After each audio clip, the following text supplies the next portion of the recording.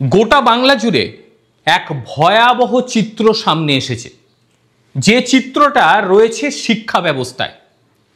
ক্রমাগত হারে সরকারি প্রতিষ্ঠানগুলোকে রোগগ্রস্ত করে তোলা হচ্ছে, যাতে কোনো ছাত্রছাত্রীরা সেই সমস্ত রোগগ্রস্ত শিক্ষা প্রতিষ্ঠানগুলোর দিকে না যায়, তারা যেন গিয়ে পৌঁছয় ঝাঁ চকচকে বেসরকারি শিক্ষা প্রতিষ্ঠানগুলোতে।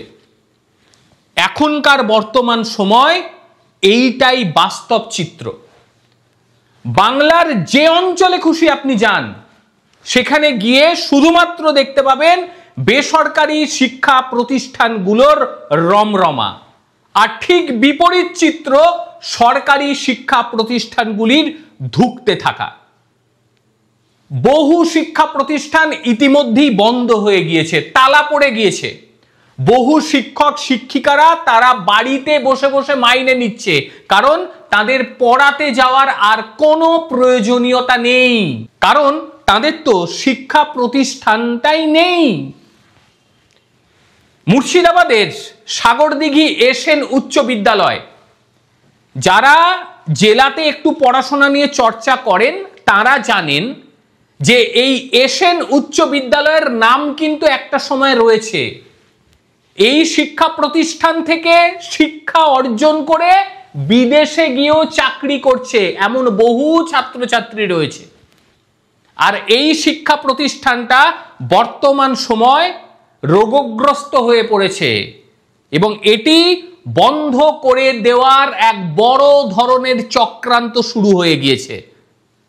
ছাত্রছাত্রীরা এখানে আর নতুন করে ভর্তি হবে না, কারণ যে সমস্ত অভিভাবকরা তাদের নিজেদের সন্তানের ভবিষ্যতের কথা ভাবে, তারা কখনোই সরকারি শিক্ষা প্রতিষ্ঠানগুলোর দিকে তাকাচ্ছে না, কারণ তারা জানে এই রুগ্ন জরাজীর্ণ শিক্ষা প্রতিষ্ঠানগুলিতে তাদের সন্তানদের ভর্তি করলে তার শিক্ষা অবস্থাটা হবে মারাত্মক রূপে খারাপ।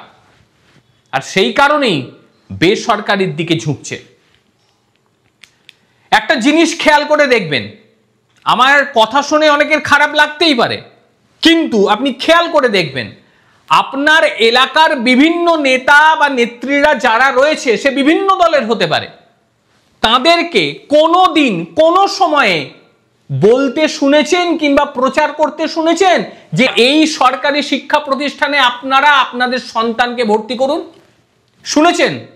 অথচ নিজের দলের নেতা মন্ত্রীদের জন্য বড় বড় গেট, তাতে সৌজন্য এই নেতা, সৌজন্য ওই নেতা, এই সমস্ত লেখা থাকে, এবং সঙ্গে জোরহাত করে তাদের দাঁত কেলানো ছবিগুলো থাকে। কোনদিন আপনি আপনার এলাকার কোন নেতাকে দেখেছেন যে স্থানীয় শিক্ষা প্রতিষ্ঠানের জন্য কাউকে বলছে, কিংবা স্থানীয় শিক্ষা প্রতিষ্ঠানে যখন ভর্তির সময় হয় একটা গেট তৈরি করে দিয়েছে যে আপনারা আপনাদের সন্তানকে আমাদের পাশের এই স্কুলে ভর্তি করুন, সরকারি স্কুলে ভর্তি করুন? কোনোদিন বলেছে? যদি বলে থাকে আপনারা জানাবেন আমাকে, আমি যদি ভুল বলে থাকি। কারণ এই সমস্ত নেতা নেত্রীরা শুধু জানে কিভাবে নিজেদের ফায়দা লুটতে হয়।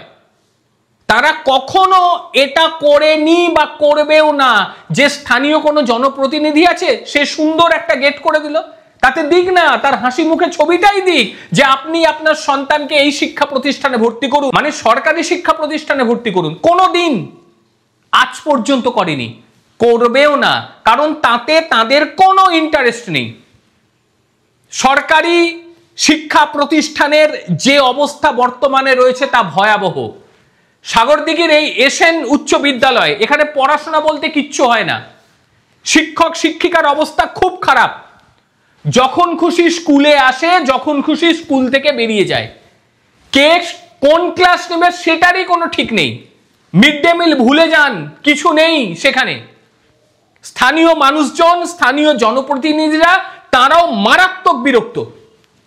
আমাদের প্রতিনিধি জিয়াউর রহমান একটু কথা বলেনি তার সঙ্গে, শুনুন কি অবস্থা চলছে এই বিদ্যালয়টিতে। মুর্শিদাবাদের সাগরদিঘি এসএন হাই স্কুল, এই হাই স্কুলের এক সময় সুনাম ছিল।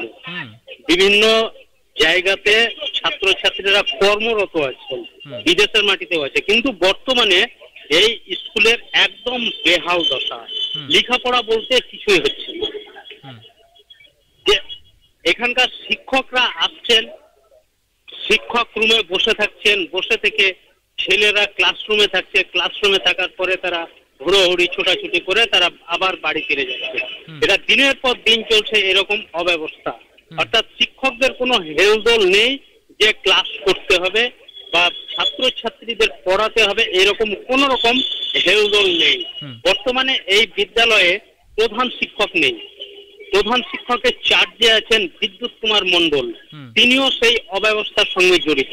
অর্থাৎ এখানকার যে শিক্ষক আছেন, শিক্ষক হচ্ছেন মানুষ গড়ার কারিগর, কিন্তু এখানে মানুষ গড়ার কারিগর না, এখানে মানুষ গড়ার কারিগরের কোনো ভূমিকা পালন করছে না। আচ্ছা জিয়াউর, এটা ঠিক কেন হচ্ছে এখানে, কারণটি কি, কি কারণ এরকম হওয়ার?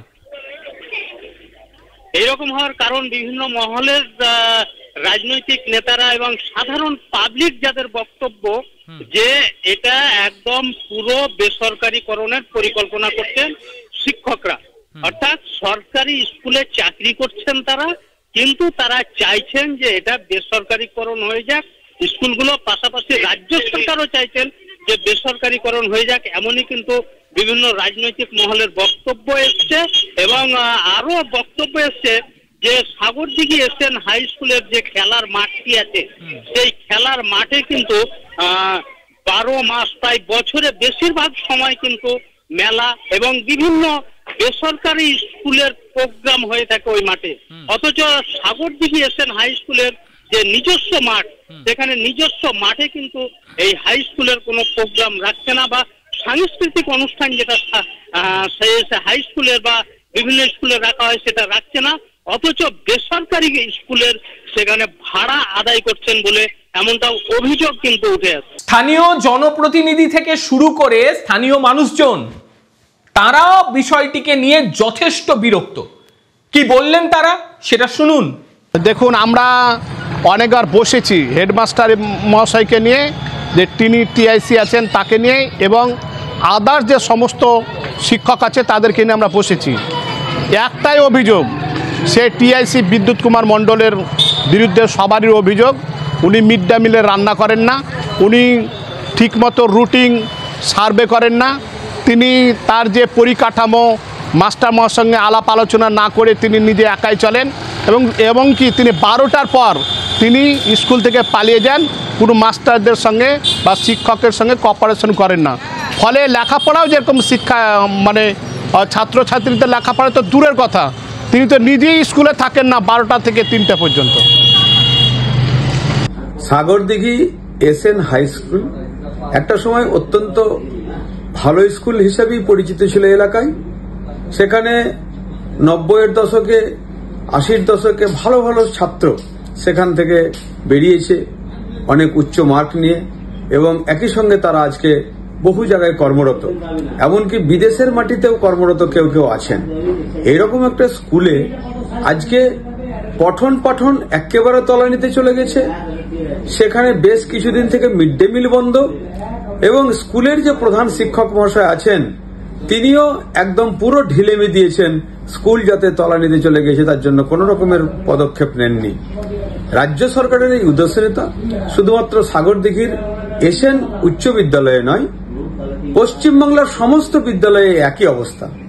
আজকে গোটা রাজ্যের আপনি বড় বড় স্কুলগুলোর খোঁজ খবর নিয়ে দেখুন, সেখানে ছাত্রের পরিমাণ কোথাও 3000, কোথাও 4000, কোথাও 5000, কিন্তু সারাদিনে হয়তো 500 ছেলেও সেখানে উপস্থিত হয় না।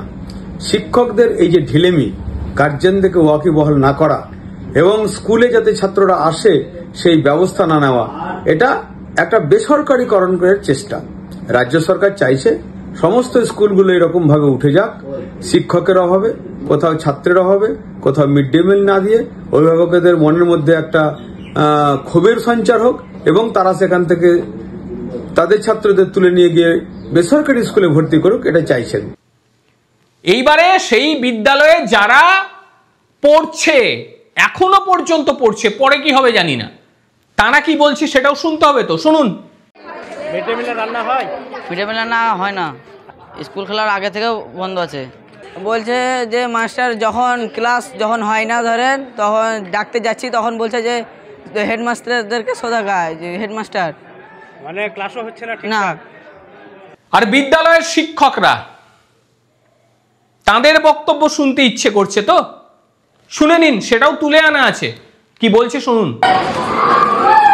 ক্লাস হচ্ছে কিন্তু মানে আগে যে ডিসিপ্লিনটা ছিল, মানে নিয়ম শৃঙ্খলা, সেই অনুপাতে হচ্ছে না। অর্থাৎ মানে একজন হয়তো দায়িত্বে থাকতেন ক্লাস অ্যাকোমোডেশন করার জন্যে, সেই দায়িত্বে তেমন নাই, কাউকে দেওয়াও হয়নি সেইভাবে। সেই জন্যে নিজে থেকে তো কেউ দায়িত্ব নিতে পারে না, এই জন্যে কেউ নিচ্ছে না, নিজের ক্লাস যার যেমন সে যাচ্ছে। তার অ্যাবসেন্টি ক্লাসটা অ্যাবসেন্টি থাকছে না, সেই ক্লাসগুলো হচ্ছে না, প্রফেশনাল ক্লাসগুলো, এই জন্য অত অশান্তি বা বিশৃঙ্খলা। মানে বিদ্যালয়ে প্রায় অশান্তি বিশৃঙ্খলা ছাত্র এবং শিক্ষকদের মধ্যে হচ্ছে, এটা শোনা যাচ্ছে। মাঝে মধ্যে হয় যে বিভিন্ন ওই ক্লাস চলাকালীন বা একই সঙ্গে ক্লাস পরীক্ষা চললে কাকে কোন দায়িত্ব দেওয়া হবে তা নিয়ে যে সামগ্রিকভাবে যে একটা আলোচনা করার কথা, যিনি দায়িত্বে আছেন তিনি হয়তো সকলকে নিয়ে বলার কথা, দায়িত্বটা ডিস্ট্রিবিউশন করার দরকার, সেটা করেনি বলে সকলেই দায়িত্বটাকে এড়িয়ে চলছে বলে আমার মনে করছে। মিড ডে মিলের দায়িত্বটা দেওয়া হয়, কিন্তু সেটা সেইভাবে দিচ্ছে না বলে দায়িত্ব কেউ নিতে চাইছে না আর কি। তো টিআইসি নিজেই চালাচ্ছেন। এখন দেখছি কদিন বন্ধ, সেই বন্ধর কারণটা ঠিক আমি বলতে পারবো না। আপনার নাম? মোশাররফ হোসেন। আগে স্কুলের যথেষ্ট সুনাম ছিল, আমিও এই স্কুলের একজন ছাত্র, সেজন্য এই যে স্কুলের এই বিশৃঙ্খল পরিস্থিতি দেখে আমারও ভীষণ খারাপ লাগে। শুধু আমি না, আমার আরও কয়েকজন কলিগ আছেন, তারাও স্কুলেরই ছাত্র, এবং স্কুলের স্বার্থে আমি কিছুদিন দায়িত্ব নিয়েছিলাম একাডেমিটা, এবং আমি আমার জ্ঞানত যতটুকু পেরেছি, হয়তো সব দিন 7 পিরিয়ড করতে পারিনি, ক্লাস টানার চেষ্টা করেছিলাম যতটা পেরেছি, উইদাউট এনি গ্যাপ, মাঝে কোনো গ্যাপ দিতাম না। কিন্তু বর্তমানে আমার পিছনে লাগার জন্যে আমি সেই একাডেমিক পদ থেকে সরে আসি। 14ই আগস্ট সম্ভবত হবে ডেটটা, আমি সেদিন থেকে ছেড়ে দিয়েছি, এবং তারপর থেকে বিশৃঙ্খল পরিস্থিতি স্কুলের চরম আকারে উঠেছে। নিজের ইচ্ছা অনুযায়ী ক্লাস হচ্ছে না হচ্ছে কিছু দেখেন না, এসে ডাইরেক্টরের মতো ক্লাস অ্যালট করে চলে যাচ্ছেন, কোন স্যার ক্লাসে গেল কোন স্যার গেল না, সুতরাং দেখার কোনো প্রয়োজন বোধ করে না, নিজের কাজ কোনো একদিনও করেন না, সবসময় নাকি ব্যস্ত। ছেলেরা বলতে গেলে ব্যঙ্গ করেন, এবং আমাকেও ছেলেরা বলতে গিয়ে তো স্যার ক্লাস হয় না, তো একদিন কমেন্ট করেছিল যে নিবিড় প্রফেসরকে বলগা। তাই এটাকে একজন ওই পদে বসে থেকে শোভনীয় বলে আমি মনে করি। শোভনীয় কি বলে আমার এটা জিজ্ঞাসা, যে কেন এই ধরনের মন্তব্য করতে পারেন, এবং মন্তব্য এই ধরনের মন্তব্য করার কি রাইট আছে একজন টিচার সম্পর্কে? সব কিছু শুনলেন, এরপরে আপনাদের মনে হয় যে এই স্কুলটা সুস্থ হয়ে উঠবে, বা এই স্কুলটাকে সুস্থ হবার পথে কোনোভাবে নিয়ে যাওয়া হচ্ছে? কোনো চেষ্টা নেই। কারণ প্রত্যেকে চায়, বিশেষ করে রাজনৈতিক ব্যক্তিত্বরা চায় যে স্কুলটির অপমৃত্যু ঘটুক, তাহলে বেসরকারি প্রতিষ্ঠানগুলিতে এতগুলো ছাত্রছাত্রী ঢুকিয়ে দেওয়া হবে। আর মাথায় রাখবেন, বেসরকারি প্রতিষ্ঠানে যদি একটা ছাত্রছাত্রীকে ঢোকানো যায়, কত টাকা ইনকাম? ভর্তি করতে মিনিমাম 14,000, 15,000, 16,000, সেটা 1 লাখও পৌঁছে যায়। তারপর মাসে মাসে একেবারে 3 থেকে 30,000 কিংবা তারও বেশি লাগে। তো এটা যদি আপনি সরকারি প্রতিষ্ঠানে ভর্তি করতেন তাহলে তো লাগতো না, তাহলে নেতাদের পকেটেও ঢুকতো না। খোঁজ নিয়ে দেখবেন, আপনার এলাকায় যতগুলি শিক্ষা প্রতিষ্ঠান রয়েছে, কোনো না কোনো নেতার সেখানে যোগ রয়েছে। অবাক লাগে ভাবতে যে সেই সরকারি শিক্ষা প্রতিষ্ঠানগুলো থেকে পড়াশোনা করে বহু মানুষ এখন বিদেশে রয়েছে, তারা শুনলে পরে তাদের চোখ থেকে জল চলে আসবে। এটা শিক্ষা প্রতিষ্ঠান? যখন ক্লাসের ভেতর ঢুকে মনোযোগী হয়ে পড়াশোনা করার কথা, বাইরে বসে বসে দেদার আড্ডা, কে দেখবে? কেউ দেখার নেই। এই ভয়াবহ পরিস্থিতি আরো ভয়াবহতার দিকেই যাবে। আপনি বাধ্য হবেন আপনার সন্তানকে বেসরকারি শিক্ষা প্রতিষ্ঠানে ভর্তি করতে, কারণ তার ভবিষ্যৎটা আপনাকে ভাবতে হবে। আর সরকারি প্রতিষ্ঠানগুলোকে ঠিক এইভাবে যে প্রক্রিয়া সাগরদিঘি এসএন উচ্চ বিদ্যালয়ে নিয়েছে, ঠিক একই প্রক্রিয়ায় এগুলির সলিল সমাধি ঘটে যাবে। কি বলবেন আজকের এই প্রতিবেদন নিয়ে? যদি আমি আমার তরফ থেকে কোনো রকম ভুল তথ্য আপনাদের দিয়ে থাকি তবে অবশ্যই জানাবেন, ক্ষমা চেয়ে নেব কান ধরে, যে যদি কোনো ভুল কথা আমি এখানে বলে থাকি। এই শিক্ষা প্রতিষ্ঠানগুলোকে বাঁচাতে ঠিক কি করণীয়, কি করতে হবে অবশ্যই জানাবেন আপনারা। প্রত্যেকে ভালো থাকবেন, সুস্থ থাকবেন। আবারও দেখা হবে অন্য কোনো দিন অন্য কোনো ভিডিওতে। ততক্ষণের জন্য নমস্কার, ভালো থাকবেন।